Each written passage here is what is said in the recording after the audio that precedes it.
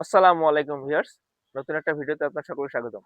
তো ভিউয়ার্স, আজকের এই ভিডিওটা করার উদ্দেশ্য হচ্ছে আ তো এর আগের ভিডিওতে কিন্তু আমি দেখিয়েছিলাম যে আমি মাছকে কিন্তু মসকিটো লার্ভা দিই। তো আপনারা যারা মাছকে লাইভ ফুড দেন, চেষ্টা করবেন যে মানে ডিফারেন্ট খাবার ট্রাই করার। সবসময় এক ধরনের লাইভ ফুড দেওয়া থেকে বিরত থাকবেন। যেমন অনেকেই আ আ আছে যারা একদম মাছকে ব্রেনশিপ পরে টিউবিক্স দেওয়া শুরু করেন। তো এক ধরনের লাইভ ফুড দিলে যে সমস্যাগুলো হয় সেটা হচ্ছে মাছের যে পরিপাকতন্ত্র আছে বা হজমের যে পরিপাকতন্ত্র, সেখানে কিন্তু বিভিন্ন ধরনের রোগের সৃষ্টি হয়। মাছটা বিভিন্ন ধরনের সুইম ব্লাডার থেকে শুরু করে অনেক ধরনের কিন্তু জটিলতা দেখা দেয়। হ্যাঁ? এর ফলে আপনারা কিন্তু বিভিন্ন ধরনের খাবার মাঝে মাঝে ট্রাই করবেন।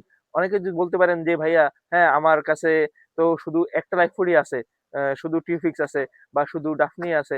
হ্যাঁ? তো আমি তাদের জন্য বলব, যদি একটা লাইফ ফুড থাকে তো আপনারা এর সাথে প্লেট বা অন্য কোনো ড্রাই ফ্রুট ট্রাই ট্রাই করেন। আ কিন্তু কখনোই একটানা এক ধরনের খাবার খাওয়াবেন না। আর ডাফনিয়াটা আপনারা একটানা খাওয়াতে পারেন। ডাফনিয়াটা সবথেকে সেফ, কিন্তু মসকিটো লার্ভা কিংবা টিউফিক্স এটা কখনোই একটানা খাওয়ানো উচিত না। মাঝখানে অবশ্যই একটু ব্রেক দিয়ে অন্য কোনো খাবার সপ্তাহে অন্তপক্ষে ২-৩ দিন অন্য কোনো খাবার একটু ট্রাই করা উচিত। এর ফলে যে জিনিসটা হয়, মাছের কিন্তু পরিপাকতন্ত্রটা ভালো থাকে। বিভিন্ন ধরনের যে এ ইন্টারনাল যেসব ডিজিজ আছে সেসব ডিজিজ থেকে কিন্তু মাছ ভালো থাকে। তো ভিউয়ার্স, এখানে আপনারা দেখতে পাচ্ছেন এই যে আজকে আমি কিন্তু আমার মাছের জন্য মসকিটো লার্ভার পাশাপাশি একটা খাবার, এই যে এখানে দেখতে পাচ্ছেন, এই যে মসকিটো লার্ভার পাশাপাশি এখানে কিন্তু একটা আজকে ডাফনিয়া নিয়ে এসেছি। তো আজকে আমি আমার মাছকে এই ডাফনিয়া গুলো আজকে দিব।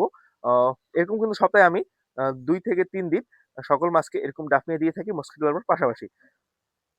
তো ভিউয়ার্স, এখন দেখছেন যে আমি কিন্তু এখন এই ডাফনিয়া গুলো দিব।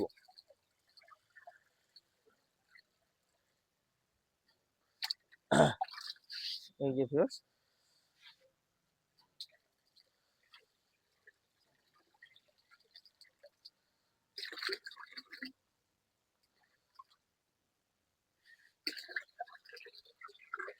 দেখতে পাচ্ছেন যে আসলে মাছগুলো খাওয়ার জন্য কতটা উদগ্রীব হয়ে আছে।